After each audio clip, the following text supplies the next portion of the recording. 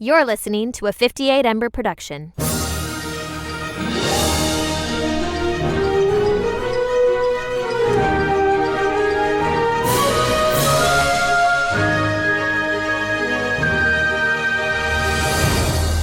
Welcome to Sky Talkers. Here are your hosts, Charlotte and Caitlin. Hello, and welcome to Sky Talkers. I'm your host, Charlotte. Hey, everyone. I'm your other host, Caitlin, and welcome to this week's episode where we're talking all about the second arc of Andor Season 2, episodes 4 through 6. We're here. We're ready to talk about them.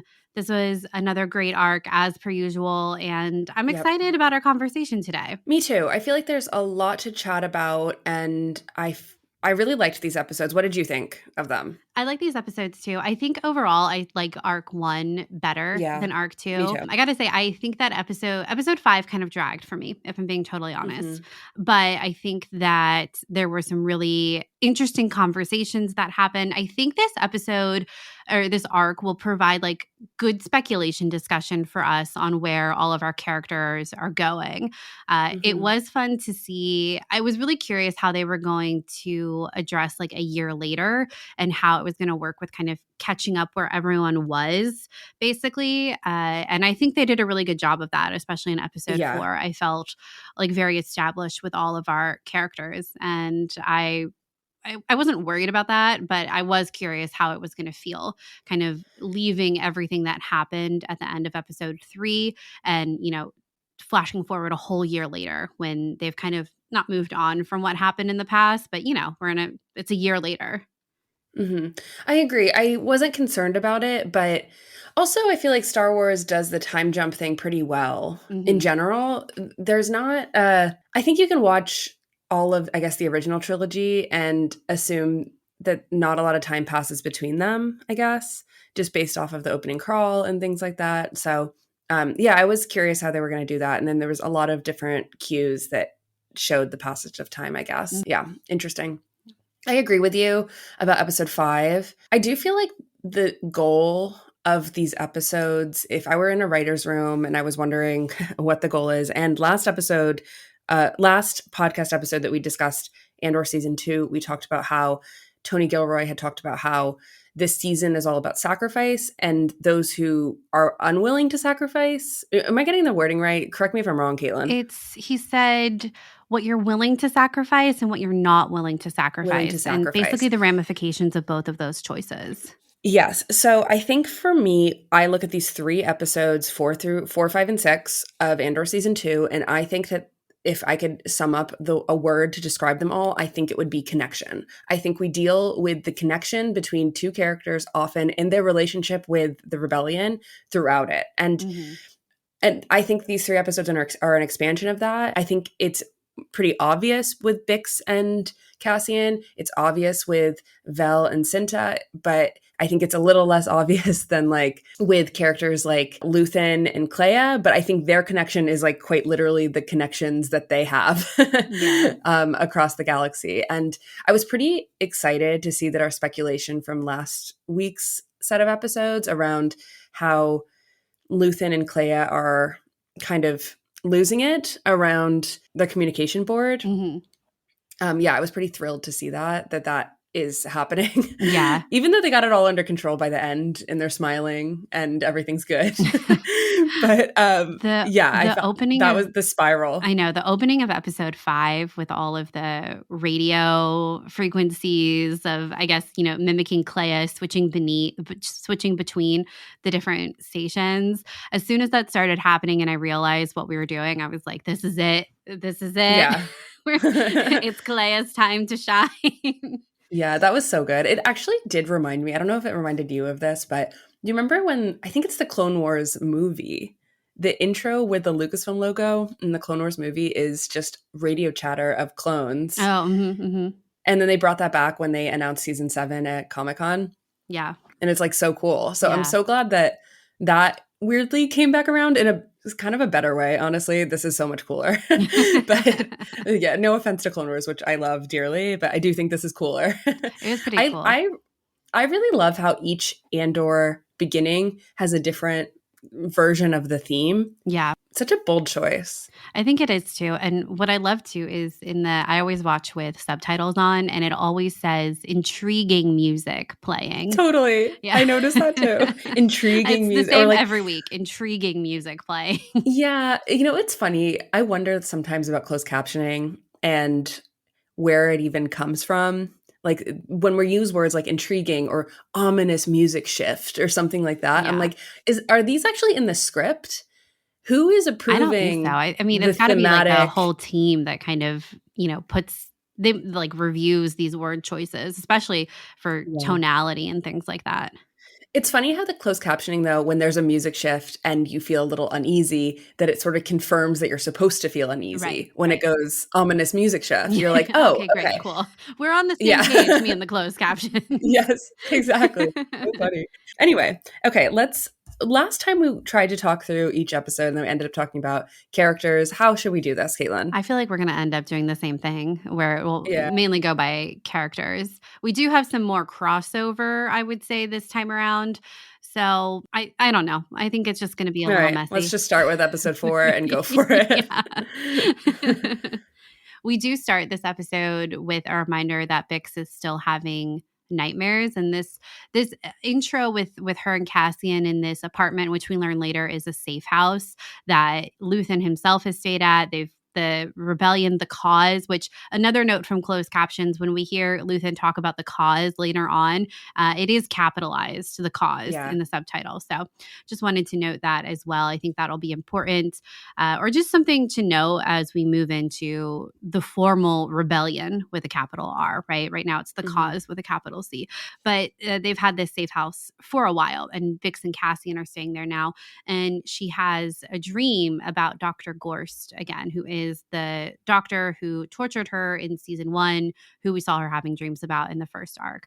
But this time it's Dr. Gorst and this young soldier that Cassian killed when he and Bix were on their last mission together. And there's some really interesting dialogue that I'm excited to talk about where Dr. Gorst says to Bix, I know you wanted him to live, but Cassian said he's seen your faces. You tried. He knows that, as in the soldier, wherever he is. And then Dr. Gorst also says everyone has their own rebellion when he's about to kill the soldier. Why do we think this line was repeated, specifically here? This really caught my attention that we would have this repetition of this line of everyone has their own rebellion. It's fascinating. Star Wars has done this now twice, right? We had the not twice. This is something that Star Wars does literally all the time, no matter the circumstances. But what's happening in Andor is last set of episodes we had, I'll see you along the road, from 2 different people, and each of those intentions were pretty dark. Like Very one was very light and the other was very dark. And same with this. Everyone has their own rebellion. I always took that as everyone has what they're fighting for. Yeah, everyone well, it's like the personal has is their own political personal kind of mission. thing. Yeah. Yes, exactly.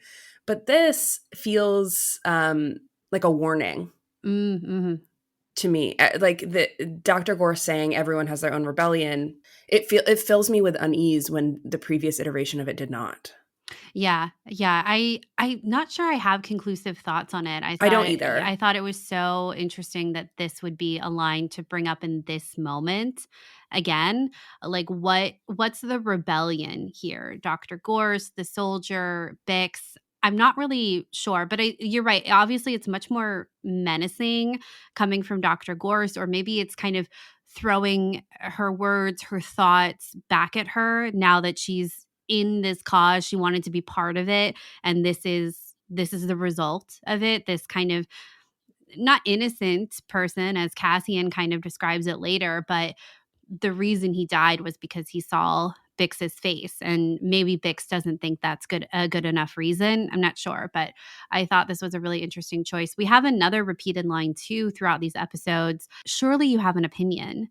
I don't know if you caught that, but I didn't, but that's interesting. Yeah, Cassian says it to the bellhop in episode 5 when he arrives on Gorman and they're talking about the monument to the fallen. Yes. And the bellhop says something like, some people don't think we should have a monument like this in the middle of the city.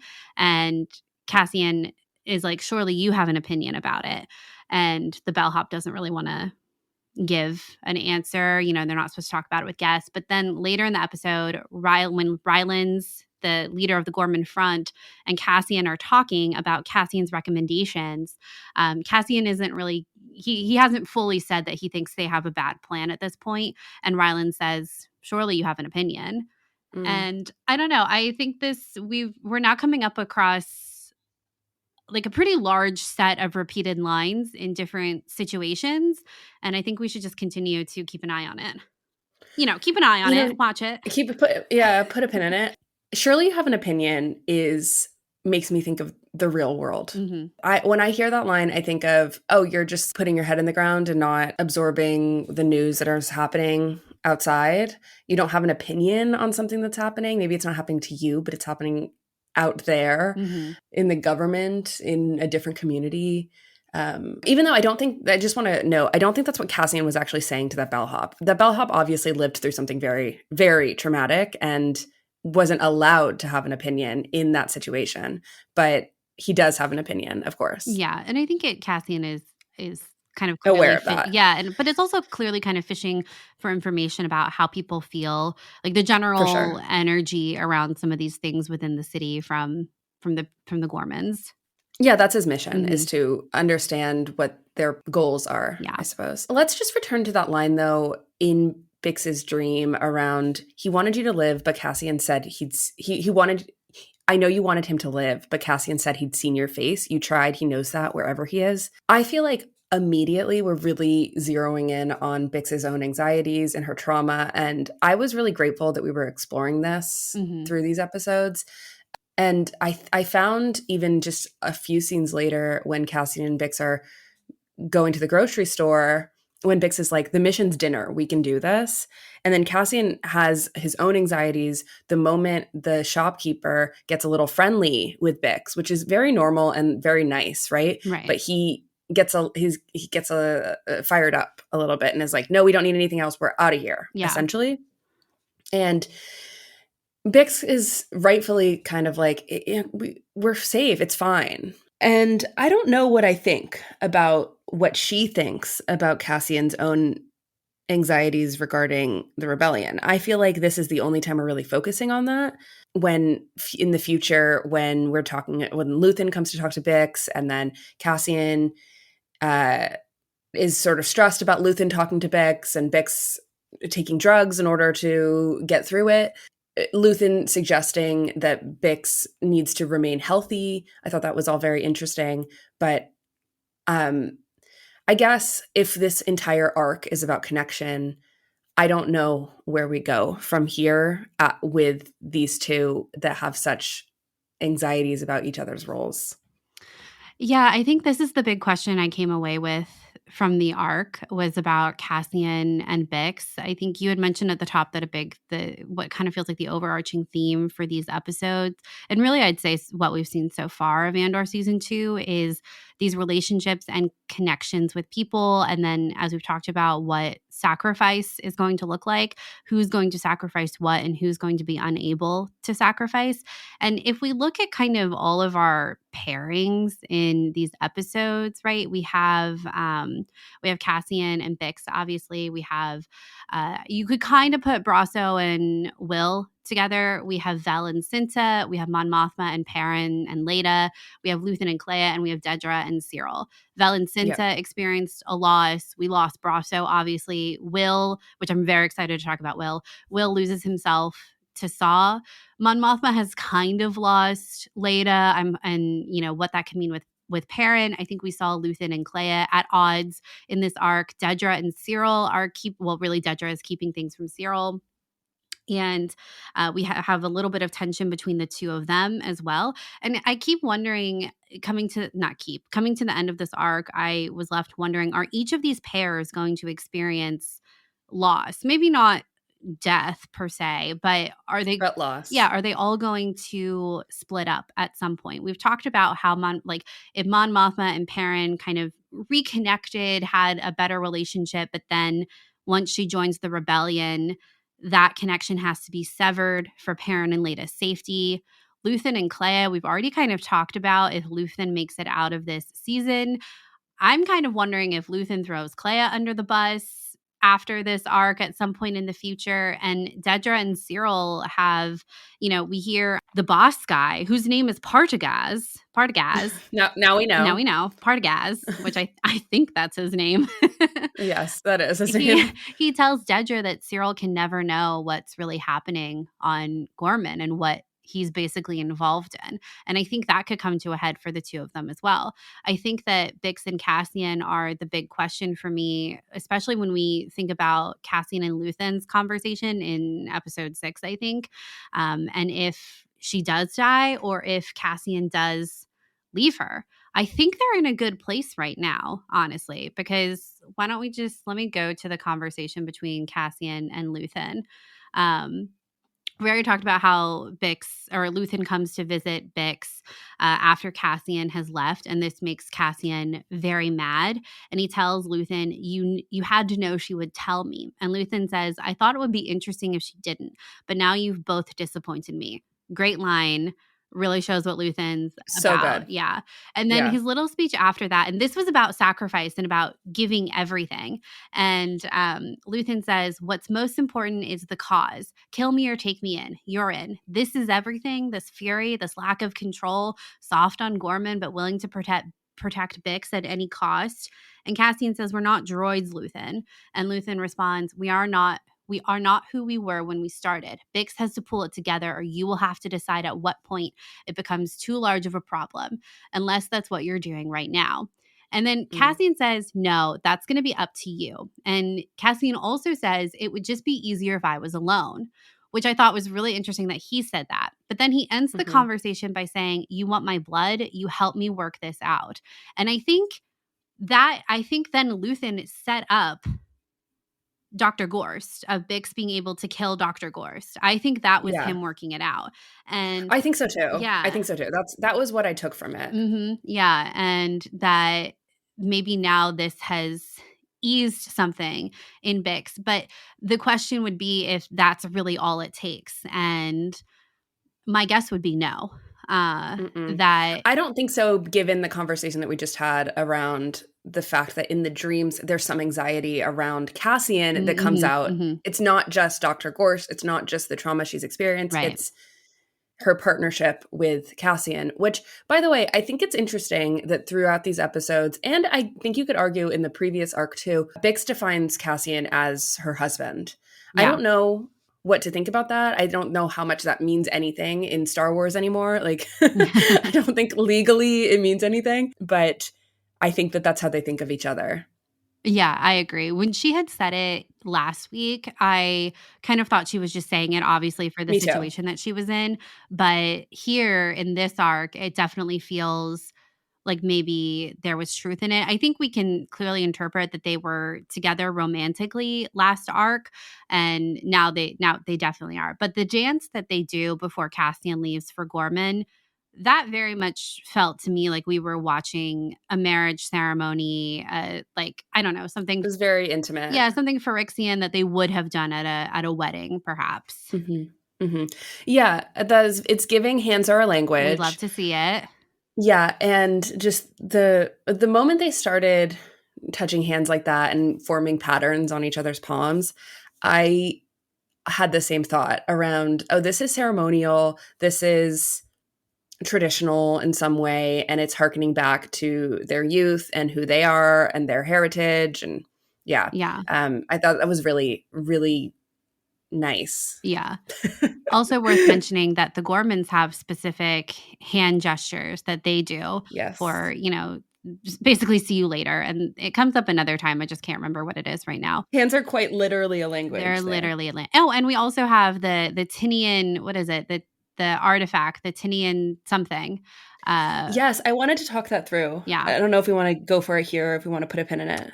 Well, let's put a little pin in it, because before we leave Bix, really, which we'll talk about her some more, but we're watching this space because there was a sister call out in the first episode, when we're jumping all around in Bix and Cassian's story, but when Cassian and Bix are arguing, and Bix says, I'm not Marva, I'm not your sister, I can handle more. And, of course, we're still here on the sister train. What's going to happen there? And this was our first mention of Cassian's sister this season. So we can't not talk about it. I found that really confusing. I found the whole thing quite confusing. Yeah. So her saying, I'm not Marva, I'm not your sister, I can handle it. I guess she's saying, like, what is she saying? Is she saying that Cassian feels protective because he couldn't protect Marva, he couldn't protect his sister? Does he feel like, yeah. And I guess I just feel so unresolved around what he thinks about his sister, right, that I found that quite confusing. I do too. It did feel kind of random in this conversation since we haven't had an update.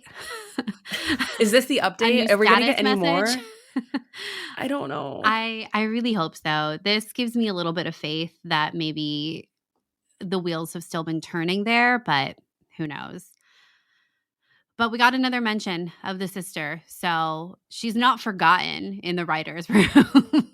I guess if I just can be a little bit of a Debbie Downer and realist around this, I don't know now if we have enough time to deal with it. We're halfway through the season. Okay. And I know, rip. And hit after hit. And we never saw Marva die, and now we're accepting the fact that Marva is dead. Okay. We have arrived there. Thank you, everyone, for being patient with us. For 2 years. And do we just think that storyline is concluded then with Cassian and his sister? Unfortunately, I still am like, we literally started the series with that. So there has to be some sort of conclusion. Or is there just not? Because revolutions don't necessarily have these comfortable conclusions around. But it's Star Wars. It's hard for me to not think the lost sister storyline isn't going to come back. I totally agree. I don't know. I'm with you that starting Cassian's story with her feels like, obviously it's purposeful. So it feels like there has to be something else to it. Whether it's Cassian having a conversation with Bix saying, all right, I'm not going to look for her anymore, or something like that. I don't know. It does feel like there needs to be something else, but I think you're right. There's an element that this is war, it's messy, and you don't get to do what you want. And if where we're going towards is Cassian fully committing to the rebellion because I don't know. I'm kind of thinking he does give up Bix at some point based off of this episode. I do too. Yeah, that he would then also give up looking for his sister. So I think I missed the line of whatever he said to Luthen around it would be easier if I was alone. Yeah. Yep.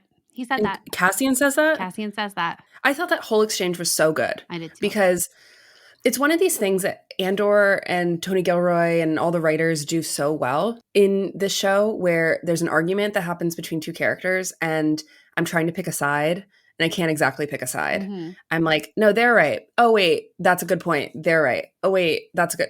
Constantly. Yeah. Where I do think Luthen has calling Cassian out for being quote unquote soft on Gorman is, I think that Cassian was right that they weren't ready, but I also think Luthen was right that they should see it through too. Yeah, we'll probably talk about that a little bit later. But okay, where should we go next? Maybe we should go to Luthen and Clea because they had a fun storyline this time. Yes. Okay, so Clea gets word that she has a bug in Davos Golden's private collection, and she's listening in, which I gotta say, I love the tactileness of Clea's switchboard, of her just same. In it feels like a bulky keyboard. Yeah, the amps and everything, and she's putting in all the little things where they go. Yes. And turning the dial. And I love seeing her getting interrupted by customers at the shop as well. But she is just I love Clea. I think she's really the leader here, in my opinion. Let me back up. So she hears that Skulden has a forged artifact, and he's talking to someone who I assume is like his dealer or his art dealer, or like manages his private and public collections, something like that. And says they're going to check every piece now after this big party that they're going to have with this because of the Senate investitures week or whatever it's called. And of course, Clea is like, we've got to we've got a problem there. And she tells Luthen, and Luthen, of course, blows up about it. And Clea says something which is what makes her a good partner to Luthen when he's like, why would you do this? You put this bug in there that leads back straight directly to us. And Clea says, this isn't helping anything. You yelling about what we did in the past does not change where we are right now. And the bug is there. We can't go back in time. So we've got to fix it, We've got to figure it out. And I thought that it was this whole argument between the two of them, I thought was really good. She says that he's becoming insufferable. He says, I can't keep track of it. We're drowning. You keep pretending it's under control. And I think that Clea does have it largely under control, honestly. Like, if there's anyone I'm going to trust with my 800 radio lines out there, it's going to be Clea, not Luthen, Clea.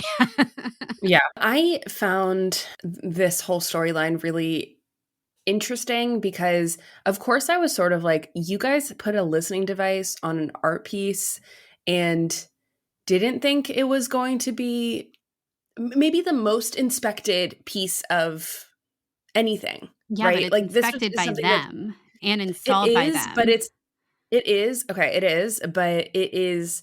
An art piece is in a museum, in a gallery, is supposed to be looked at, is supposed to be observed, is supposed to be analyzed. Yeah, but it's not. It's his private collection. I know. Okay, I know. I just think that it's sort of, you can see the failure that is being set up. Like, you can make these two arguments, right? Of, like, you're making the Clea argument and I'm making the Luthen argument of no, this is actually stupid. But I felt so much tension around her getting that and like picking that, getting the bug out of the art piece. Yeah. And I thought everything to do with Lonnie's storyline is way more interesting than I would originally have given it credit for. I think Lonnie, do we think Lonnie is going to remain loyal to Luthen? I do. Yeah. I think I do too, based off of that great speech, like the speech that happened in season 1 that's like super famous, I made my life a sunless space, etc., was given to Lonnie. Lonnie got to receive that. Lonnie received that, and I hope that he actually did receive it, right? I think that he did, but I think by the end of this arc, when we see him really commit to helping Clea, even though he doesn't really want to in that situation, he's like, this is really hard, right? I think that says it all. Like, he's going to continue to be the spy within the Imperial ranks for them. But God, the way that this was filmed, and Clea having her hand up there and like blood coming out of her hand and everything. Wow. Yeah. And also, okay, I was wondering if you had any thoughts about the symbolism regarding the art piece, because I thought it was fascinating, and it could have just been a fun thing, but I just don't think it ever was, that the art piece itself is basically a book, right? It's something to be read. It's like a Star Wars Braille in a lot of ways. It's part of a culture where blindness was considered a gift, and you read it with your hand. So, like you said before, the hands are a language. You're reading with your hand here. It's very similar to Braille, but Krennic cracks a joke about blindness, and I didn't write down the joke, but something about like, oh, we have that affliction here or something like that. What did you think about all of this? I thought this piece specifically was like, why choose this type of artifact out of everything else that is, kind of out there? Like, we have this piece that comes from a culture where sight is considered a disability, which is the exact opposite of, I think, how most of us view, when you go blind, it's considered a disability. The world is built for people with sight, right? And we have this piece where it's the exact opposite. And I think that in line with Krennic's joke about like, it was kind of, I took it as kind of like turning a blind eye, or I wish people couldn't see what was happening right now, or something like that, where the way the world is operating is kind of the exact opposite of how it should be, and people are too blind to see it. And when we have this whole kind of blanket over, especially episode 6 is the Senate investitures party. And I swear I have a point here, but Perrin makes a comment in one of his scenes with Mon Mothma about how there are so many parties to attend and how it's all these new senators that are throwing parties, and that Mon Mothma didn't throw her own Senate investiture party until she had been serving for like a number of years. And so it felt like it was kind of this rite of passage to host that kind of party. Whereas now Perrin points out that there are 80 new senators who are hosting these parties during this week of festivities within Coruscant. And it's like emphasizing how blind people are and how easily distractible people are to what's going on. There are all these parties, all these festivities. We hear about it on Good Morning Coruscant, and people are paying attention to that and not paying attention to what the Empire is really doing and listening. And we hear about Edie, Cyril's mother, falling for propaganda about the Gorman people. We have Mon trying to get this bill passed and no one's going to vote with her, this whole thing. And I think that including the senator from Gorman, which I thought was wow.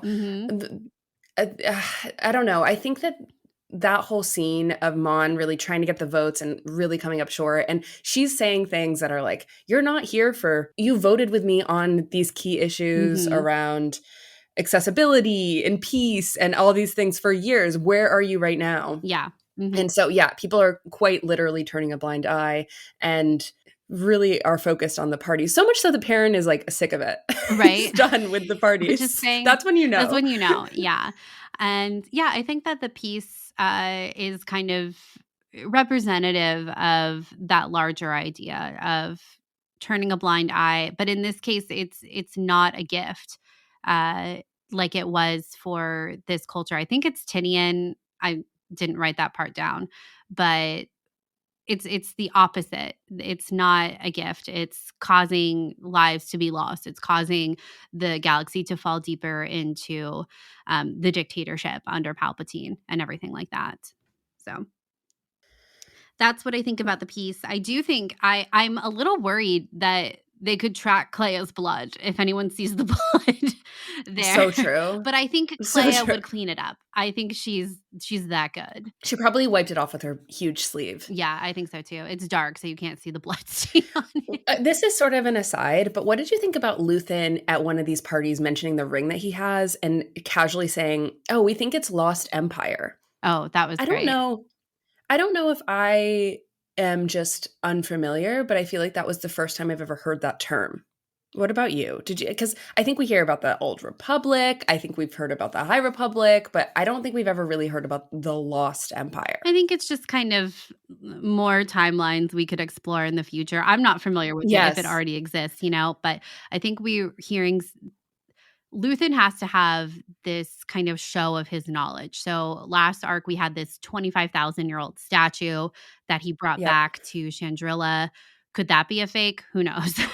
And now we have this, Tinian culture book to be read and this ring from an era we've never heard about. And also, I would say that him saying Lost Empire to a room full of Imperial senators sort of shows his fake allegiance to the current empire in its own way. But I think sort of as a Star Wars fan, I'm like, oh, wow.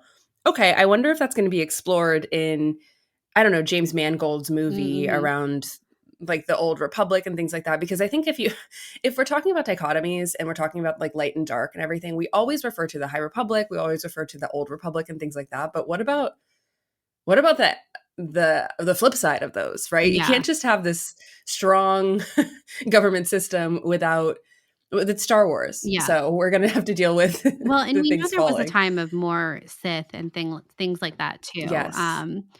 So it stands to reason there would have been a different kind of empire too, as well. What I love about I know that was just a little aside. But what I love about these little moments with Luthen at these parties is you really see him working the room and just how connected he is. This mask that he wears, last week at the wedding, it's a total sweep by shot. But he's talking to one of the kids, I guess, that's Stekken's friend, or maybe it's Stekken. I don't even know. But he's talking about how they're moving the Navy out. And Luthen is like, oh, where are they going? Yeah. It's so funny because you can read that line into a couple of ways, right? You can read it as, oh, he's just playing dumb and he's just this guy and his mask is fully on. He's so intrigued. And the way that Skarsgård just like moves his face to totally change, his eyes are super wide and like really jovial. So much so that I think at the end of the episode when they're walking away from the party and Luthen and Clea are talking about that entire experience, Luthen's like, my face hurts from smiling. Yeah. And it's like, yeah, I can see why, because you're really melding your face into something completely different than what we know you as in all these other scenes. Regardless, that whole, they're moving the troops out of the steer guard. Oh, wonder why. And he has a listening ear out too. Always. Yeah, always. Which, if we're still talking about this party, how wonderful was it to see Krennic and Mon Mothma go at it? So good. I loved this scene. As much as I loved the tension of trying to get the communication device, I think just this group of special people viewing the art pieces. And also, Krennic is just such a good villain. He's so good that I am so glad that he's back in Andor and we get to see him again because he's just has such a presence. And yeah, seeing them go at it, I thought we're really seeing Mon not fall into line. We see that again also with her not really saying that Pledge of Allegiance, which, whoa, what a scene. Yeah. First off, I was sort of like, who is this random alien that isn't Emperor Palpatine? And then I was like, okay, it's fine that I don't know who this random alien is. We don't like him. Like, we don't like him and he's doing his job, okay, I guess, of being aggressive with this Pledge of Allegiance. But Mon saying only a couple lines in that pledge, and the lines that she says, I think, were about upholding peace and unity or something. That was pointed, and I thought that it was interesting that we're showing that. But she is becoming more and more outspoken, and I think if we just go back to the fact that we're leading towards the Gorman massacre, something that canonically we've seen Mon Mothma, everything changes after that for Mon Mothma, because she publicly blames Emperor Palpatine for it and has to go into hiding. And we talked last week about how we potentially think that might include her separating from Perrin and Leda formally. Regardless, we're seeing it break down and her getting publicly frustrated constantly. First with her not being able to get the votes and these conversations around it. And then the Gorman senator having to be very honest with her about what's going on with his priorities, and her now going at it with Krennic, I think is huge, right? This is she's not falling into line anymore around this. No, not at all. The line that she says when we see Krennic at the party, she says, "How pleasant to see you free of the witness stand." I was like, oh my God, Mon Mothma. What a wonderful line. I was like, this says everything. And yeah, I thought it's that whole conversation, that whole scene where we're seeing Krennic and Mon Mothma talk about the same event from different perspectives, from the Imperial perspective with Krennic, or maybe the event they're talking about happens like before Empire time. I'm not really sure. And then Mon's perspective of it. And Krennic says, "My rebel is your terrorist," something like that. And they talk about like basically the different ways that the story is told. And as we know, history is written by the winners, and how that has a big impact. And how you learn about a historic event depends on who's telling you the story and who's telling you the facts, and what they're omitting is a huge part of how you understand what actually happened. And I think this was it was so tense, but everyone just kept kind of going along with it because what else are they supposed to do? And I loved seeing Perrin also come and stand beside Mon. He says something that kind of tries to diffuse the situation a little bit, where I think he says something like, "Oh, that was a long time ago," or something like that. But he comes to stand next to Mon, and I'm pro Perrin these days. Okay. We're unfortunately pro Perrin. Unfortunately pro Perrin. I'm just like, I can't get enough of their scenes. I think Perrin has risen to the occasion. It's clear that their relationship is pretty okay right now. It's in a better spot. And it's in a better spot. And he's not really doing anything to piss me off. And I know that they're setting me up to be sad about their eventual I know. separation because that's what's happening, and it's working because I like him. Yeah. Unfortunately, pro-parent. Charlotte and I were texting the other day, and we're like, I guess we're a pro-parent podcast now, a PPP podcast. It's just rough. I've seen some people, some tweets right now. Caitlin and I are recording this April 7th, by the way. The show's not even out. And because we have screeners. So I've seen some tweets about anti-parent, and I'm like, No. I don't, why am I like feeling so defensive? What is happening? This could all change next week, but. And as it maybe should. Andor has the ability to do that. Yeah. Because these characters are so three-dimensional that.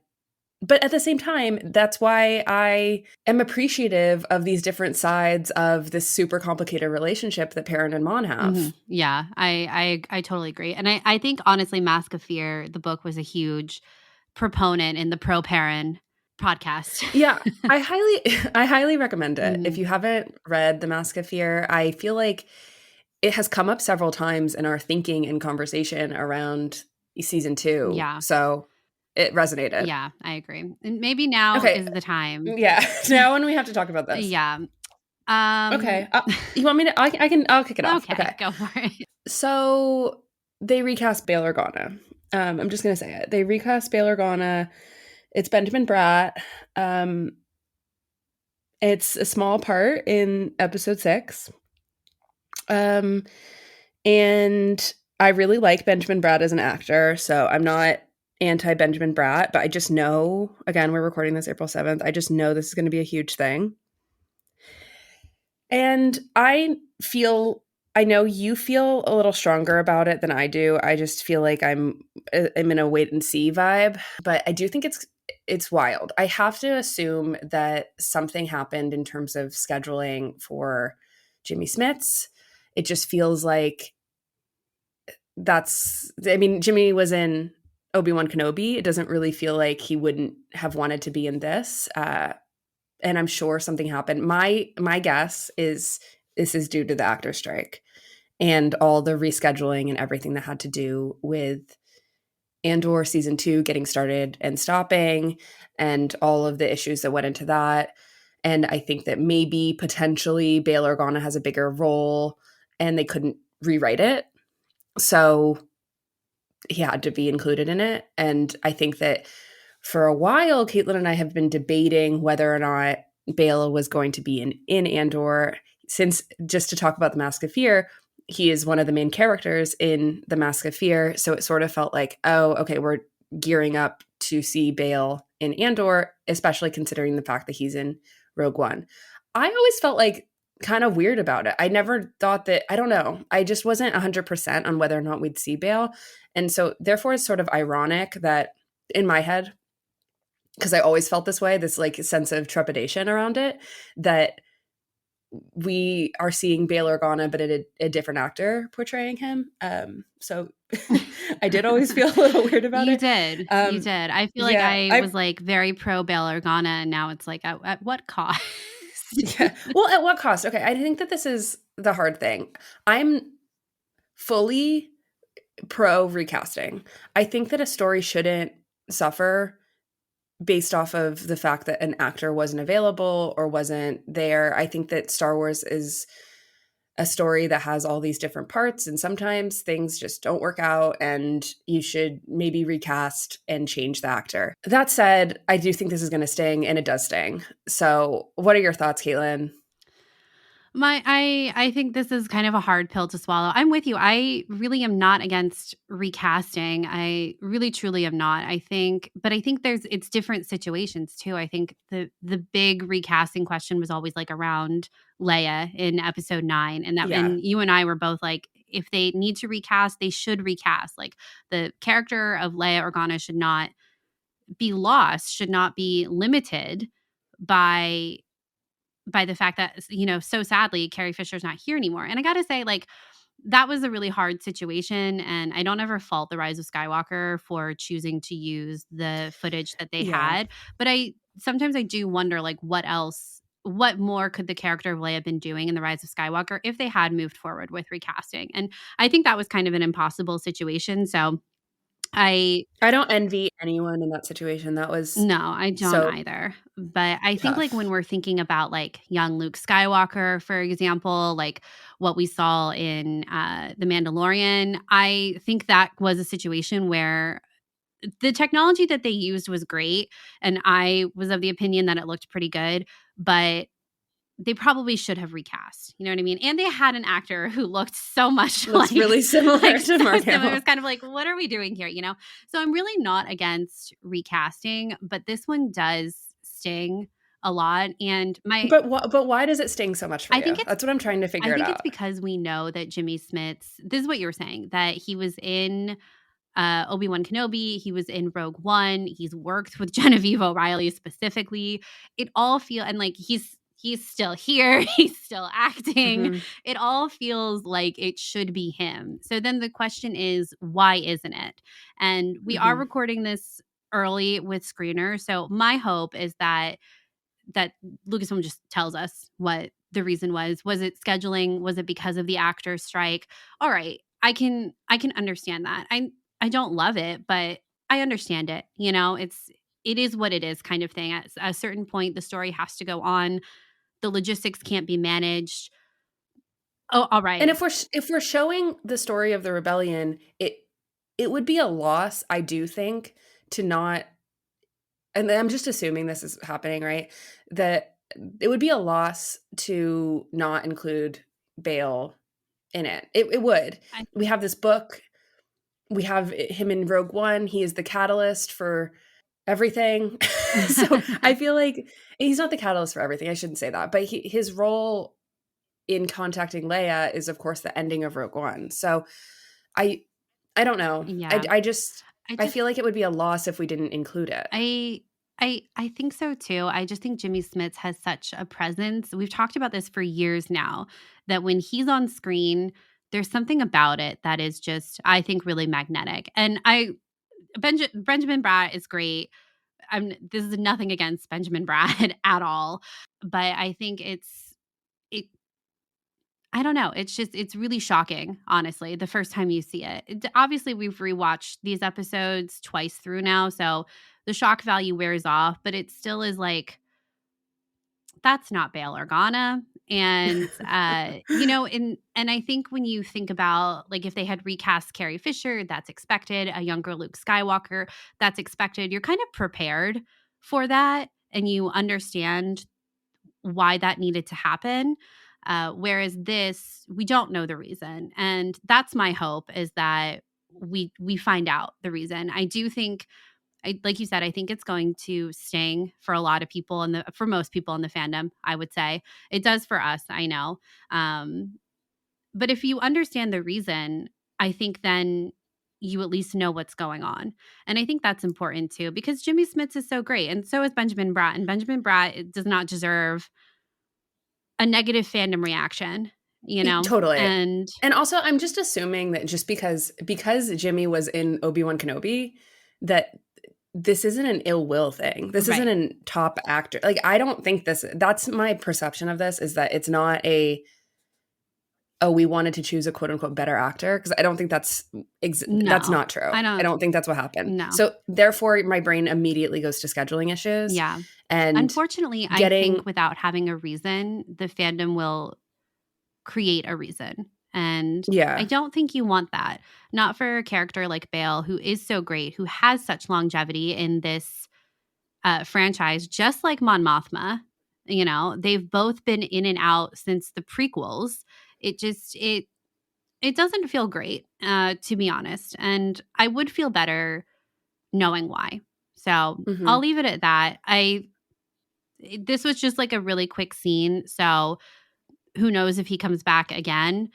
I feel like he probably does. I don't think they would recast for just this one scene. If they, Cameo. yeah, Yeah. if it couldn't have been Jimmy, this would have been an easy scene to write out, you know? Yeah. So my guess is he comes back at some point. I agree with you that the character of Bale is important, and it's it's good for the story to have the character of Bail Organa in here. But I'm Particularly in Mon's storyline, mhm. I think that if we didn't see Yavin 4 in episode 2, I wouldn't. I would just assume that maybe we're not going to see that part of the rebellion being, collected together. But now I do think that that's going to be part of it. Yeah. And Bail has to be there. I agree. So you listening to this are in the future and maybe something has been said about it. I hope so. I really do. And yeah, just kind of complicated feelings about it. So we'll have to. Also, who knows? Maybe we're gonna love Benjamin Bratt. I do love Benjamin Bratt. I think Benjamin Bratt is great. He's so cute. I really love Jimmy Smits.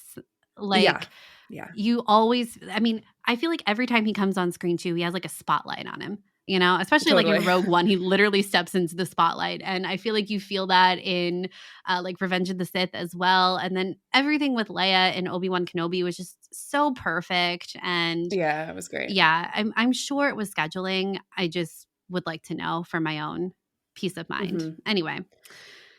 We got him at what cost? We'll continue to work through these complicated feelings. Yeah.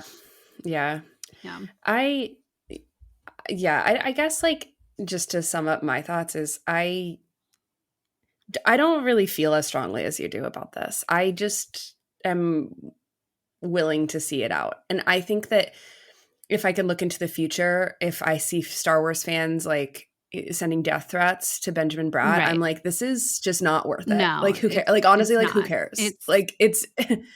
It's just, and I unfortunately, because we've seen that kind of stuff happen in Star Wars fandom, that is not worth my energy and so then because of that, if I can already think about that, I'm taking the side of the recasting, and that's just unfortunately being in Star Wars fandom. That's how my brain works now, where I just can't handle the ridiculousness of that, even though I totally understand, because I was floored to see Benjamin Bratt as Bail Organa. The moment Mon says, "Oh, Senator Organa," I was like, "Who is this? Who is this?"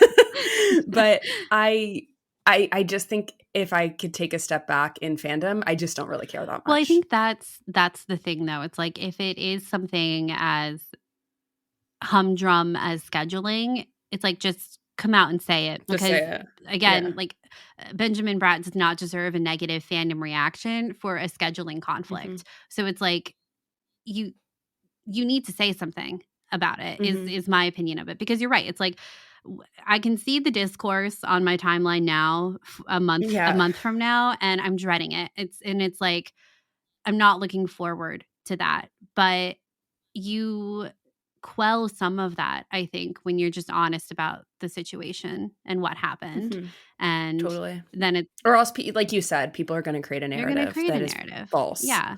And Jimmy Smits doesn't deserve that, and neither does Benjamin Bratt. And to me, I think the easy narrative would be oh, Jimmy Smits doesn't like Star Wars. We're never going to see him as Bail Organa again. It's just going to spiral. And who knows if any of that. I don't think Jimmy Smits hates Star Wars at all. But yeah, people will create a reason if nothing is said. And I think that we've seen that go poorly in many different situations in fandom, unfortunately. So yeah. Anyway.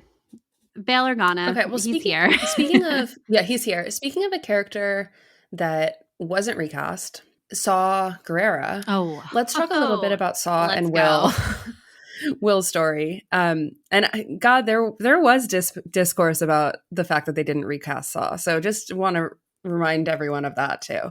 But we got Forrest Whitaker, an Academy Award-winning actor, so incredible. Anyway. Let's talk about Saw and Will's story. So I found this really fascinating. The whole thing, this whole concept of the fact that I guess Will was sent via Luthen to Saw with this machine. I think we have learned that Will was an engineer. His father was an engineer. He's always tinkering with stuff. He created that bomb during Rick's Road, everything like that, right? But I do find, what was your assessment of Will as a character in this part? I felt he's severed from his group. Brazo is dead, and he's not with Bix and Cassian in the safe house. So I wonder what he's been up to, and has he been living a lonely life, and is he looking for a sense of belonging too? I do think that's something that probably would have been good to know. Like halfway through episode 5 or one of them, I found myself wanting Cassian or Bix to ask Luthen for an update on Will, because we Yeah. see Mon Mothma ask Luthen for an update on Vel. And that was an interesting conversation too, or just I think goes really well into our larger theme of connections and caring. We're not droids, but Luthen is kind of saying you kind of have to be in this world in a lot of ways, but for this war that we're fighting. And when Mon Mothma asks Luthen about Vel, Luthen goes, "Well, do you have like news to tell her? I can tell her." And Mon is like, "No, I just want her to know I care about her."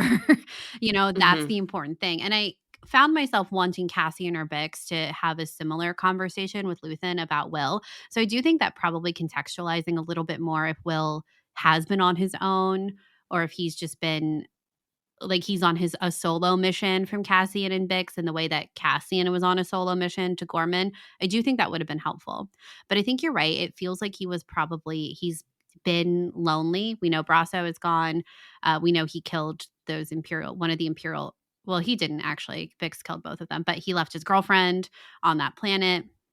That whole life was taken from him, as well as his life on Ferrix in season 1.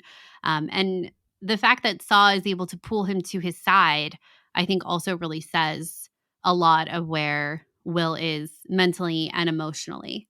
We have this great kind of running theme metaphor of the rebellion burning, of people burning brightly. And Saw and the Rhydonium, some of my favorite moments we've seen so far in Andor. One, I love that you can kind of see how Saw is a little bit more not with it in this year from when we last he's losing it. from when we last saw him in Andor season 1. And Forrest Whitaker does the voice of Saw is incredible. The intonation, the way that he speaks, the way that he influences and manipulates people around him, and even when he's losing it, he's magnetic. Absolutely. That's so true. Yeah. I want to take a pause and talk about Rhydonium as a thing.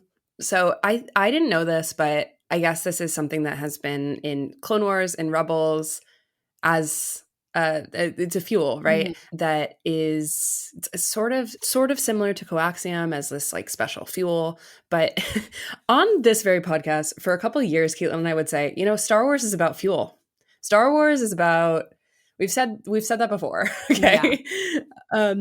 And I think it's interesting that the unlimitedness of getting what amounts to essentially oil is something that Saw is interested in. Okay, pause on that. But cool that Andor is using this already established fuel that you get basically high off of and it burns your face, burns your skin. High off of. It's not really. Well, I think that you could argue by the end of episode 5. Well, Saw does, but Saw gets high off of it, and then Will is trying to do that too. Yeah. You don't get it. That's not its intended purpose, but like I do think that that's what that entire scene signifies, is that Saw loves the feeling of the numbness that it brings, the feeling of being alive, and it's sort of like a drug. And I do think that there's a little bit of this undercurrent of drug use, actually, that is running through all these episodes. Not even an undercurrent. I think this is, in fact, quite central to especially Bix's story around the fact that she's using drugs to sleep, and maybe more than that, So I was thinking about these things in tandem together. I don't really have anything beyond that, but I did think that there was a chance that maybe Bix was going to overdose by the end of these episodes, but she did not, thank God. But regardless, you're so right. Like the scene was so fantastic in episode 5 of remember this moment, this perfect night. You think I'm crazy? Yes, I am. I'm loved, I'm hunted, I'm cannon fodder. You're not with Luthen, you're here and you're ready to fight. That line is used in the trailer because it's so good. And it is so, oh my gosh, this leader is crazed, but I guess he's focused too. And I was also really wowed by Saw talking about Onderon. and his sister. And when I'm just going to use the term, when he's like getting high off of the fuel itself, he's like, when I do this, I can see my sister, I can see my past and why I'm here, and I'm very grateful for these moments of synergy, I think, because I think that they add a lot more to the way I view Saw, the way you view Saw. And I'm assuming the audience that doesn't know about Saw Gerrera's Clone Wars story too, I think it adds an element of tragedy for him. And also the fact that you get a sense, no matter what, whether or not you've seen the arc at all, that these glimpses of the past lift him. It's like what we were talking about in the previous episode, or was it I can't remember now, our Andor speculation about the dead the dead lifting their rebellion. Yeah. In this moment, I would say that Saw's sister is also lifting him here. Well, And he calls Rido his sister. He doesn't. Yeah. That's what I thought but was so interesting. He says, she's my sister, Rido, and she loves me. I think that you're supposed to conflate those two, right? Like, that his sister has passed, has died. He talks about it with Andor in like the scene before. Yeah, kind of nuts. Truly. It's fascinating. I Saw was the best part in a lot of ways of these episodes to me. I just loved seeing his trajectory, and so much of what he's talking about with the rebellion and with being in a revolution is like the metaphor of burning is coming up a lot. And we've been talking about the sunrise that these people will never see. And all of this imagery is conflating.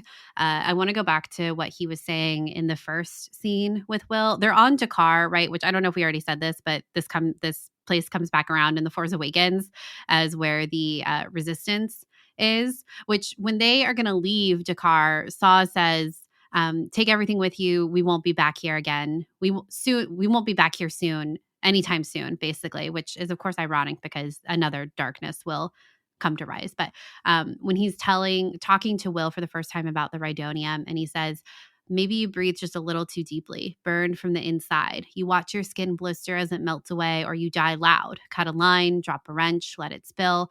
Don't even need a spark, do you, boy?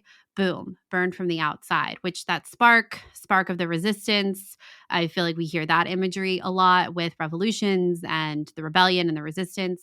But that concept of like dying from the inside, to me, I found myself thinking about like losing your soul in the process, and what Luthen is willing to do, what I think Cassian will be willing to do in the end until his time with Jyn kind of shifts some things from him.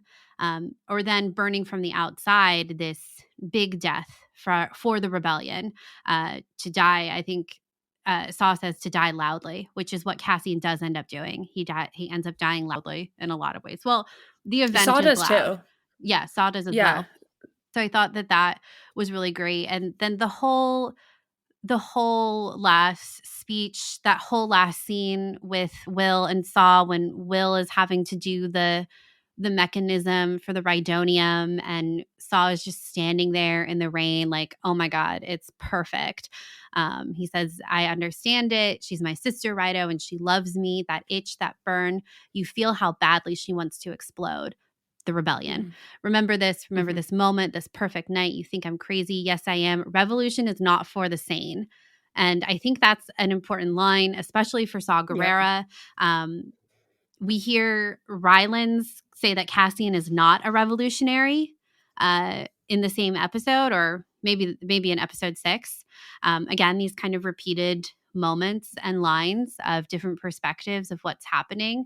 And then I think an also important line that Saw says here is, he says, we'll all be dead before the Republic is back. And yet here we are.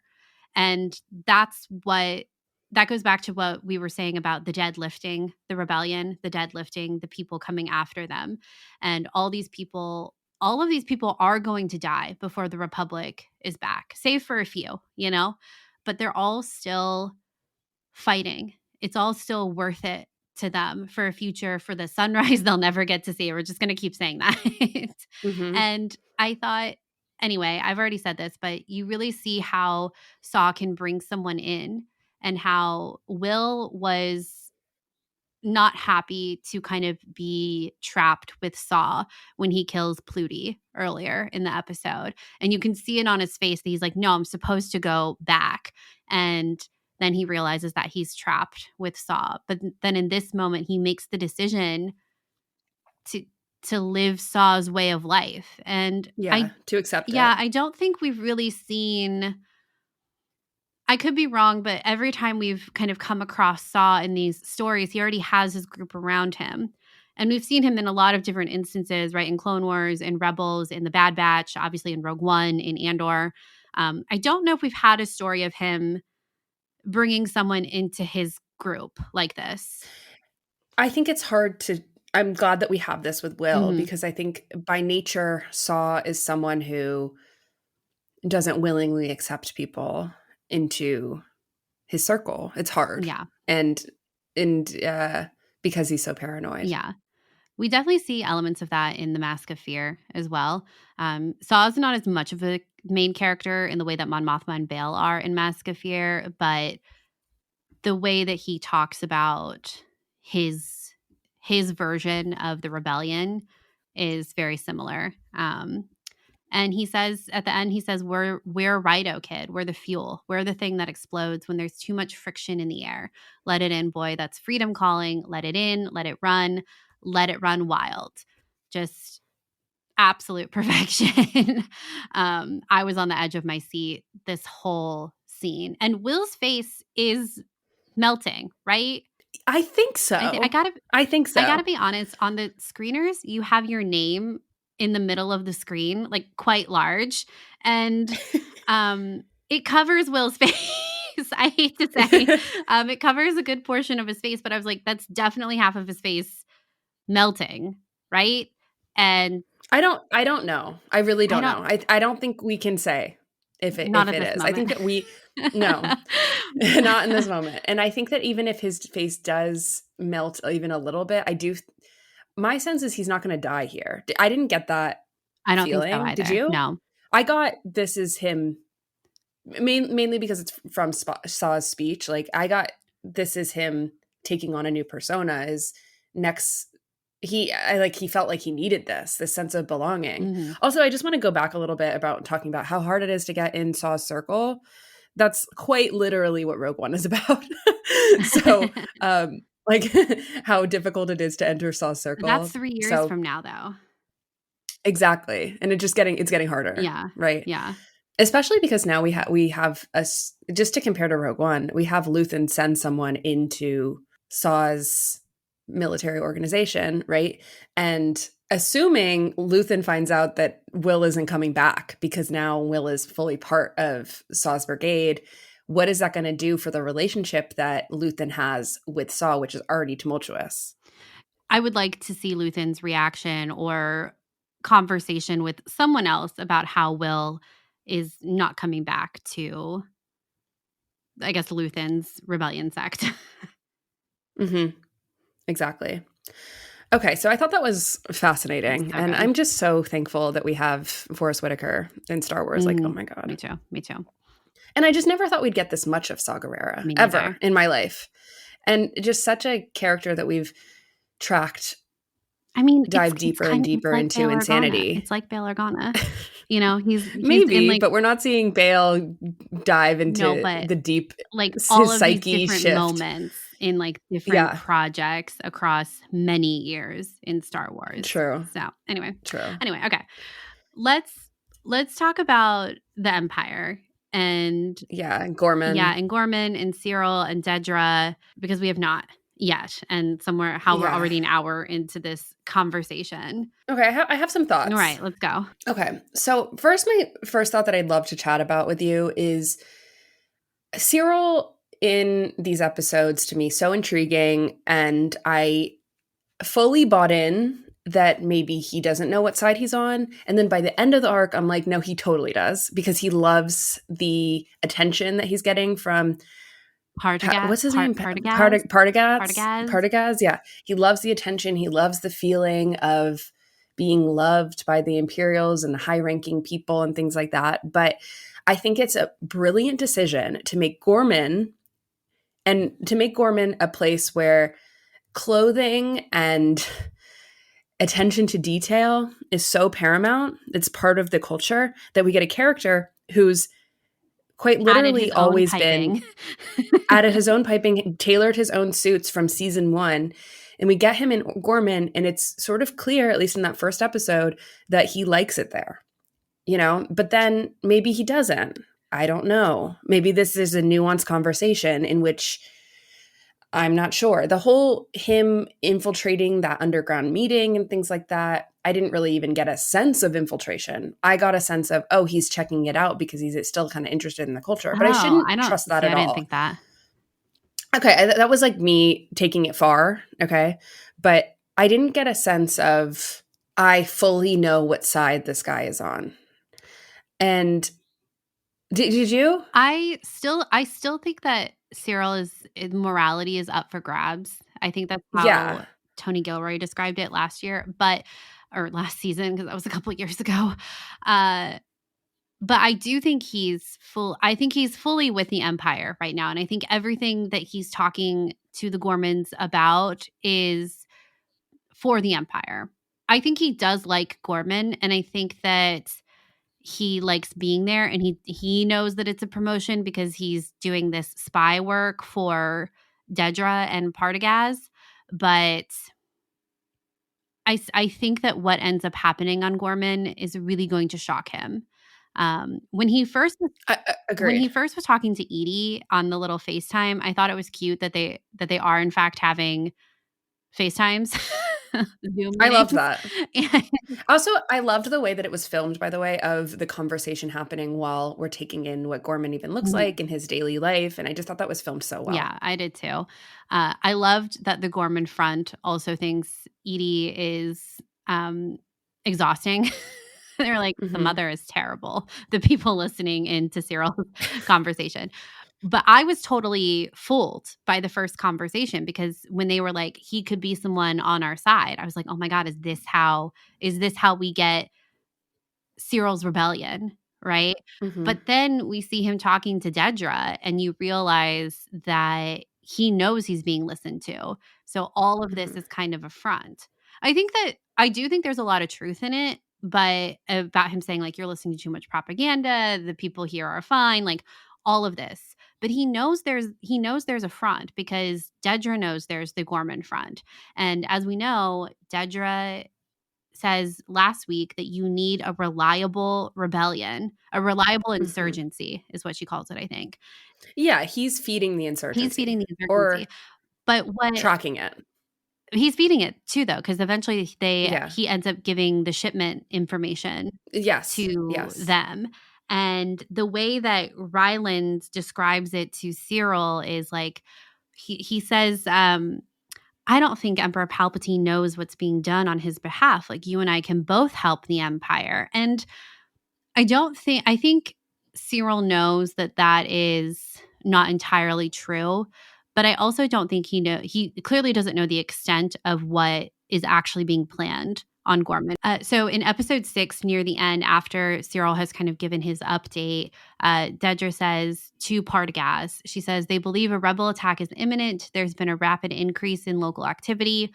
Partagaz says, the shipments are running smoothly, which is the information that Cyril is feeding Rylands. And she says, yes, sir. And he says, you walk a very narrow path, Dedra. Cyril must never know what this is really about. And she says, I remind myself constantly, sir. And the ultimate goal is, the ultimate plan by the Empire is the massacre. So then the question becomes, how will Cyril react to that? Because I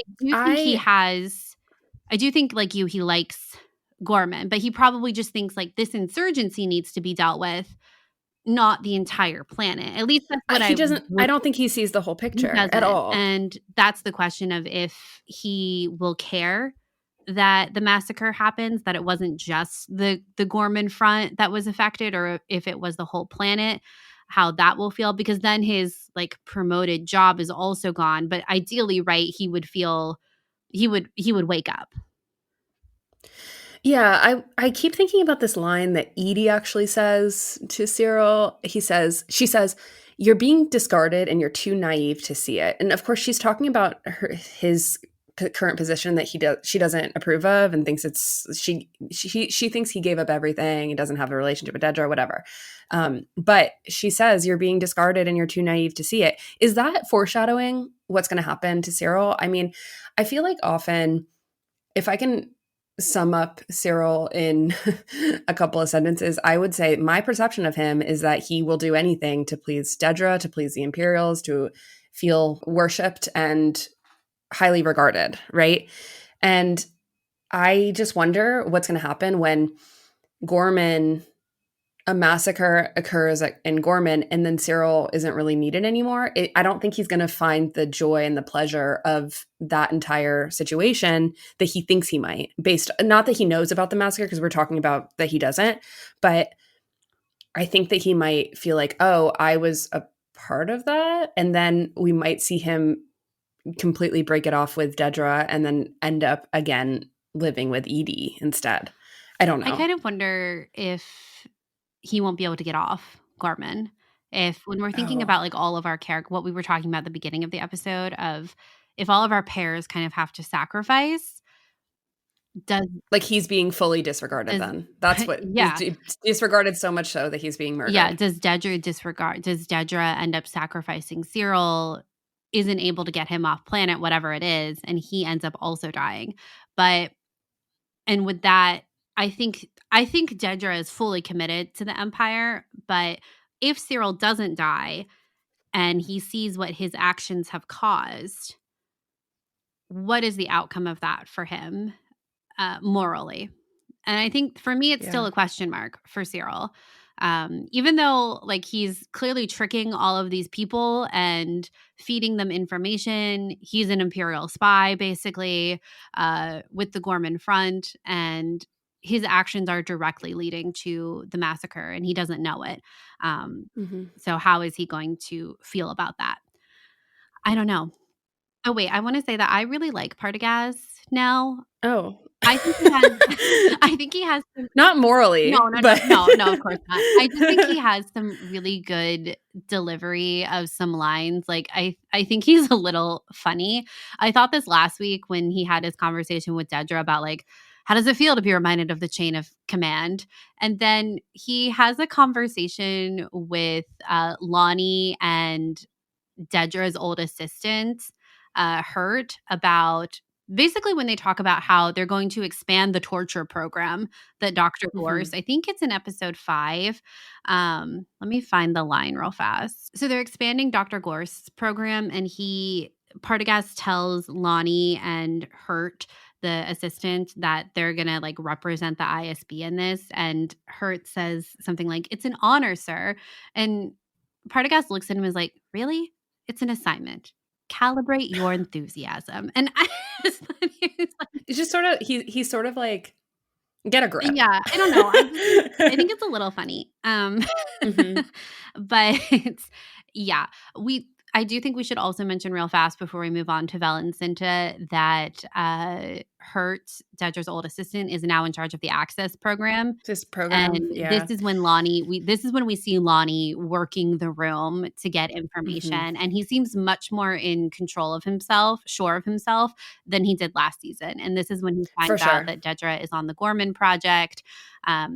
This is also a repeated line, too, in our conversation of repeated lines. When Lonnie is telling Luthen that Dedra is now on Gorman, and Luthen is like, what are they even doing there? They've got propaganda, but that can only do so much, which that is what Dedra tells Krennic in the last season, or in the last arc, too, about propaganda is only a starting point. And then Luthen also says the same thing, basically, here. And clearly these are two very smart people on opposite sides. So it really is a chess game. And I liked that Dedra and Luthen had the same read on the situation. Yeah, that's another one of these, I don't know, great pieces of writing around how we evaluate these characters and how they're not totally one-dimensional around their perceptions of the world either. Yeah. Just interesting. Okay, so let's talk a little bit more about Gorman, Vel, and Cinta. Okay, so Gorman, I think, I loved the world building that happened here. I think this set was incredible. I love the use of browns, I think. I was thinking about that Yeah. throughout. These rich woods. I love the concept of designer studios. I think it's all fantastic. I do think it's very on the nose around Eastern European societies. Of course, like I don't think that Eastern European societies are all based off of one export fashion, but I do think that they're the way that this entire situation, it's very, very hearkening back to Nazi symbolism. I think that's where we're going with all of this. I And think we're there. Yeah. we're there. It's chilling. I have to be honest. But overall, I really loved the symbolism. I loved not the symbolism. I really loved the world building that happens with the fact that there was this Tarkin massacre that happened in the center of town. And we have this monument and the fact that there are people up in arms over the armory being built on this planet that overshadows the monument. And that is a huge sticking point for everyone, of which rightfully so, totally understand. And the fact that these people are able to rise above after this very public massacre. It's tragic knowing that it's going to get worse. I was trying to think of a real world, like the real world parallel to the reference to the Tarkin. Is it the Tarkin? What does it say? The Tarkin massacre. massacre. This happened in some other. It's like referenced somewhere else. I don't know. I know. But the Tarkin right? massacre, it might have been in EU in Legends somewhere, and now it's canon. Well, I was thinking about Rebels with like Tarkin Town and everything on Lothal, but I think that maybe that's what I was thinking about. But regardless, I was sort of thinking, is this similar to Crystal Knot, or is this? I was thinking where that are we going too. with this? I don't think Crystal Knot is the 1-to-1 here. I think we're eventually. I think the Gorman massacre will be the 1-to-1 to Crystal Knot. Not with the Tarkin massacre, but that could happen. Yeah. Do you know what I mean, though? Like, I think that we're getting there. With, I mean, we're already there. Tiananmen Square. Tiananmen Square. Yeah. I don't know. Because those people were protesting, and they talk about how the people on Gorman were protesting Tarkin being there. Yeah. Yeah, I think it's all of that, right? Regardless, and even this meeting that happens underground and it's so excitable. I just really appreciated that we're getting to see these moments of this planet before we know it is going to be devastated. So it's really going rough to be destroyed. See. Yeah. Destroyed. Yeah. Well, and it's not the planet that will be destroyed. The planet will eventually be destroyed because they say that it could collapse with the mining of the calcite, but all the people will all be killed. Yes. And I think what really stood out to me was if the first arc in season 2 really showed that those rebels on Yavin 4 like really had nothing together, that they were disorganized and sort of hilarious, right? Like we were like, there's no one in charge with those rebels on Yavin 4. These rebels, I think Cassian's assessment of them was that they weren't ready, I think was true, as we saw, right? As we saw that be carried out with Vel and Cinta, things went wrong very quickly. And regardless, that's why where we were talking before about the conversation with Cassian and Luthen about if it burns, it will burn very brightly. And so therefore it is worth it. It's just this human sacrifice or this human level of sacrifice that happens with Cinta dying based off of an extreme error and an accident makes it the most devastating thing that could happen, because the Luthen's team was warned that this wasn't exactly going to go through, right? But the fact that Vel and Cinta now meet again and have a really, valuable conversation. Vel says that she only wants to be on a mission, and she told Luthen this if Cinta was there. There's a lot of warning around the fact that only Cinta and Vel are supposed to have blasters. Clearly that doesn't happen, right? And I don't know, the amount of warning that goes into Vel and Cinta towards these Gorman rebels. Clearly, just things go wrong so fast, and it was really hard to watch, honestly. Yeah. Because, and I even think the pacing of this part of the episode too. I think that if we want to compare it even to Aldani, which is a heist that really works out, even though we lost Nemec through it, and another member whose name I'm forgetting. Lost 2 other But members. yes, so there's devastation that happens in Aldani, but ultimately it's successful. They get away with the payload, right? It had a domino effect throughout the galaxy. Everyone knows about it. But with this sort of heist situation, you can already see that it is not the exciting heist that we saw in Aldani. If we want to compare these two, right? We already know that this is not the same. And potentially going to be very unsuccessful. And also they're trying to prove something that, like Cassian said, I think it's Cassian who says it, that everyone already knows. It's sort of a, what's the risk and what's the reward here? And they're not equal, because them finding out that they're transporting some sort of weaponry, the Gormans already know that. Yeah. Everyone knows that. So the risk is not there. And so the fact that they fail and we lose Cinta is devastating for Vel, and it just makes me think Vel's leaving. Yeah, I agree. I think we've been talking about this for a couple episodes now. If anyone was going to leave the rebellion, it could be Vel, and it's looking like that's where this could be going, because her conversation with Cinta when they're at the cafe, she says, I told Luthen I would only come if you're here. And Cinta basically says the same thing. Cinta also later says that to Luthen, they're more valuable separated than they are together. And Vel says, we'll have to talk to him about that. And what's in it for her now that Cinta is gone? I don't know. The fact that when they're having that conversation at the restaurant, Vel says, I don't know who I am sometimes. You make yourself change. I've never done what you can. And she's not able to make herself. I took from that on my rewatch that Vel is not able to make herself be 100% for the cause. She's not able to change out of her Chandrilan roots. She's not able to change out, even though as much as she desperately wants to. I don't think that she can fully leave it all on the field. I don't know where Vel goes from here, because she's clearly not comfortable in the traditional Chandrilan world society either. So I wonder what her rebellion looks like from here, because Cinta was always kind of her North Star. We saw it in season 1. We see it now where every conversation she's had basically so far in this year, well, the majority of them have referenced Cinta and things like that. And now Cinta is gone. I don't know. I was very sad. I'm glad they had their moment. We got a good kiss.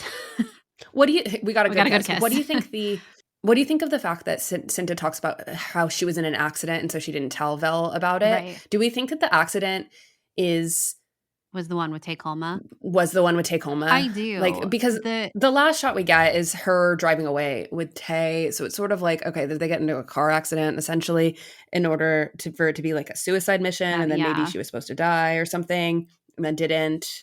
That's kind of, don't know. I was wondering if that's what her mission was in the first arc.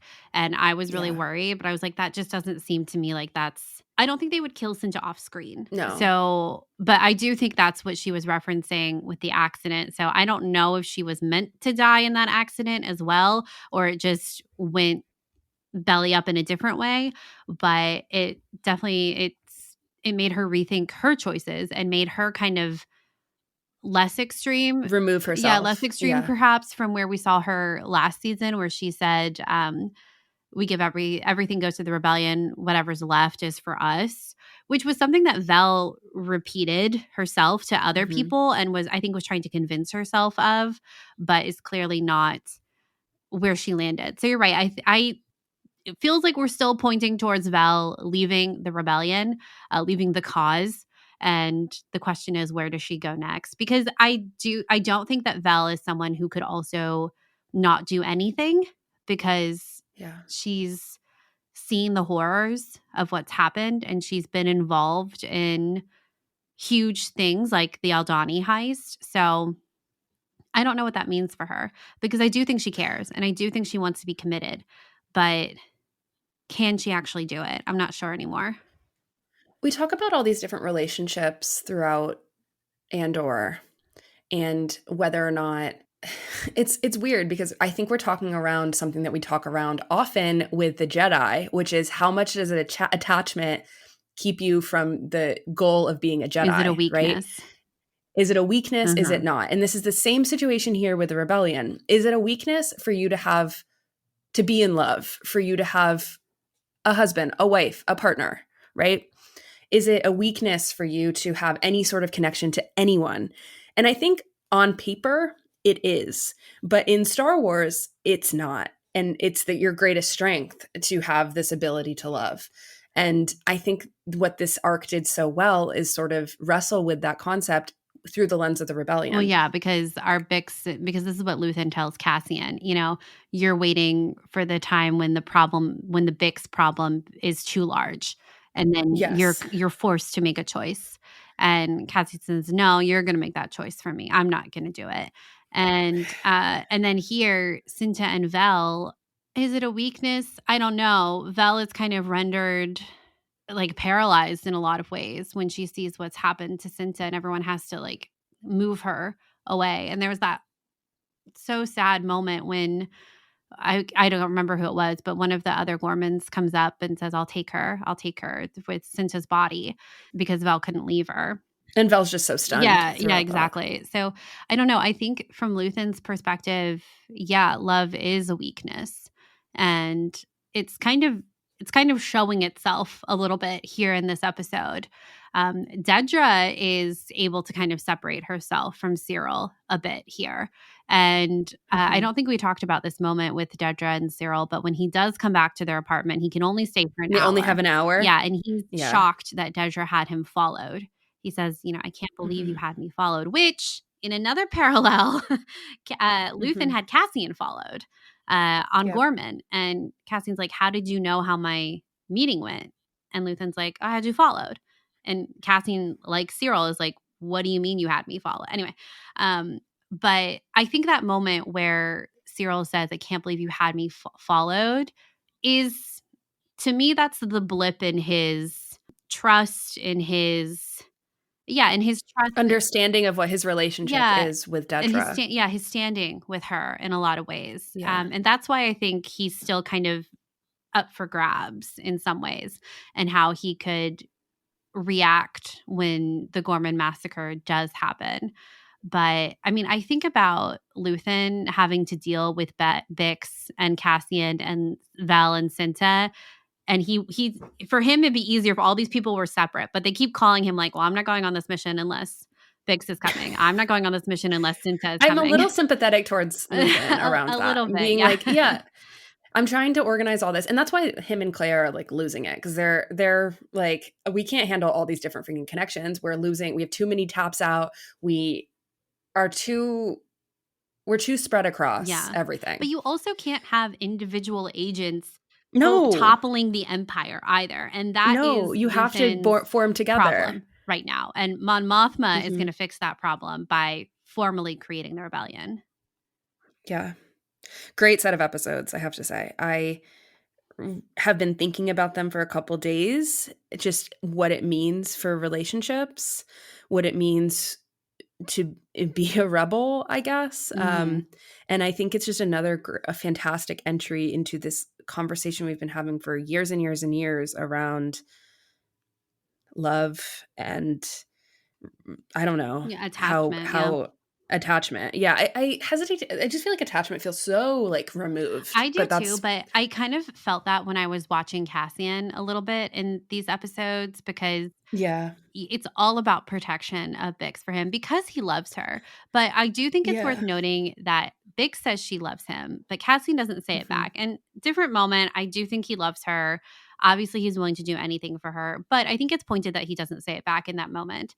And True. he's very much about protecting her. You need rest. Luthen shouldn't have come here. He knows you need to get better. This whole thing. Mm-hmm. So I do think it's a little bit of an attachment for him as well. And we'll see how that changes or doesn't change. Yeah. Do you think the massacre happens in the next arc, or do you think it happens I in the do. last arc? I do too.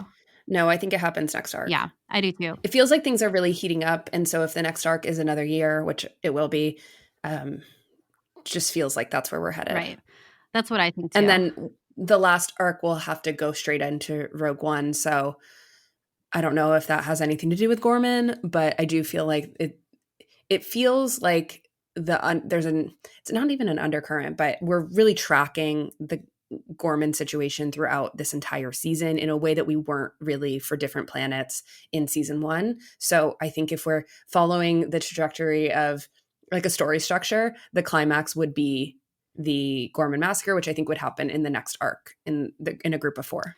Yeah, and it makes me think, I think I had talked to you about this via text. I don't know if we talked about it on the podcast, but I do think now that we'll see more crossover with the Rogue One timeline than I kind of previously thought. I could see us seeing the reaction of all of our characters who are left of the events of Scarif, honestly.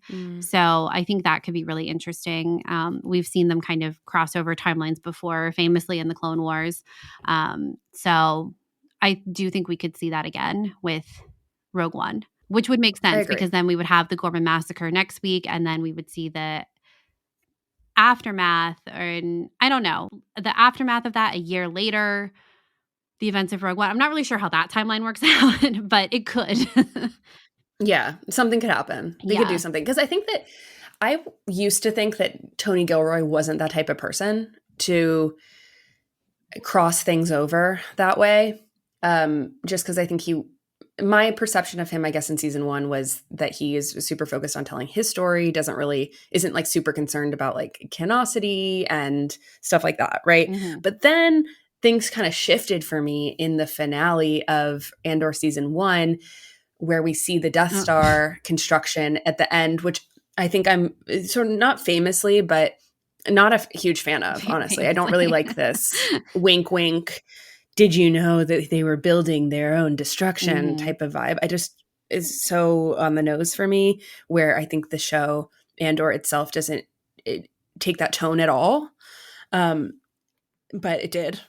Yeah. So now I'm like, I agree with you. I do think that it will be a sense of major bridging that happens. Yeah. I mean, they did say we'll look at Rogue One completely differently. I haven't watched it yet, having watched these 6 episodes. No. I think that'll change between now and maybe the next time we record. But I am really intrigued to see just how much, even 6 episodes in, how my perception of Rogue One has changed, because I think it has. Yeah, I watched it on a plane recently, right after our season 1 rewatch, so not before any of season 2. But, I was thinking so much about Cassian and his character, and, where he gets to the point where this thing with Jin is too much for him to continue on as he was. So I don't know. I think it made me think a lot about like Cassian's morality and the things that he was going to end up doing in season 2, and how that would, I guess, kind of harden him even more. And then, his time with Jin is what kind of shifts a lot of things for him emotionally. And someone in our Discord had actually said, I think a comment based on our Andor season 1, we were talking about like Cassian, and I think it was in our sister conversation about like what he's fighting for. And someone in our Discord had made the comment that like Cassian is always a character who's willing to pull the trigger, but then who is he willing to pull it for?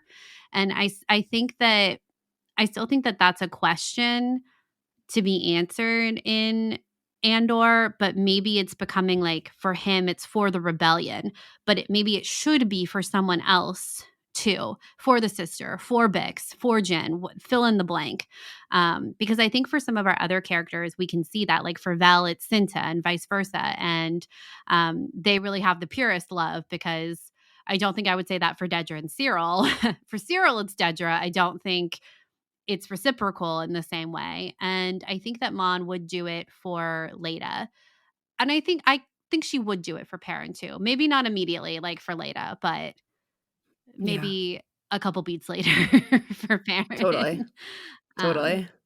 Yeah, I'm excited to rewatch it again though once the season is over and see how everything shook out. But great set of episodes. The one thing we didn't talk about that I want to mention here at the end is just Cyril and Edie. It does feel like they're turning a new leaf in their relationship, or he can just Is that in tolerate that's her. because of Dedra. I know. He can Yeah. tolerate her more. The fact that he goes to Mhm. visit her brings her a spider and she says, I'll call him Cyril. I have to be honest, now I kind of want one of those spiders. I know, I do too. I think I feel like I'd be able to make one. I don't know. They're pretty cool. The fact that they can have like a little treasure chest Pouch. situation. Yeah, I know. It's so cool. I want it. I just love how she's like, does it have a name? And he's like, it's your spider. Well, the fact that she's like, I'm going to name it Cyril because he's silent. just because he doesn't give me anything or something like that. Yeah. And then Cyril also says to Dedra, he's like, do you really think they're having Edie's house followed? Like, he's kind of worried about her. I don't know. And we hear her say too at the end of one of the FaceTimes, like, same time next week. So I don't know. Fascinating relationship between the two of them. Totally. Yeah. I'm not pro Edie the way I'm pro Perrin, but no, I'm not pro Edie. I'm not honest, pro Edie at all. I just but think her portrayal is fantastic, and me too. it's a love She's to so hate good. situation. Absolutely. Absolutely. All right. Well, is there anything else that we want to talk about with this episode, these sets of episodes? I don't think so. Yeah. So good. These were really good. We would love to know what you all think, where you think this is going. Please let us know all your thoughts and feelings on Arc 2 of Season 2 of Andor. You can find us on Twitter /X at SkyTalkersPod, or our personal handles. Charlotte's is at Clarity and mine is at Caitlin Plesher. We also have our Instagram, our TikTok, Facebook, website, skytalkers.com. These are all great places to find us. And if you have a couple minutes and would like to leave us a review on Apple Podcasts or Spotify, we would so appreciate it, as it helps other people find our show. And if you're looking for more ways to support Sky Talkers, you can head on over to our Patreon to check out our reward tiers and how to get involved in our Discord community. I want to say a huge thank you to these patrons: Jeanette, Sophia, Starbors, Sindel, JM, Todd, Chris, Deanna, Michael, Lucy, Adam, Andy, Greg, Draconius Rex, Jenny, Kylie, David, Daniel, Corey, Destroya, Xander, Mark, and Emma. Thank you so much for supporting us. Yes, thank you guys so much. And until next time, may the Force be with you. May the Force be with you.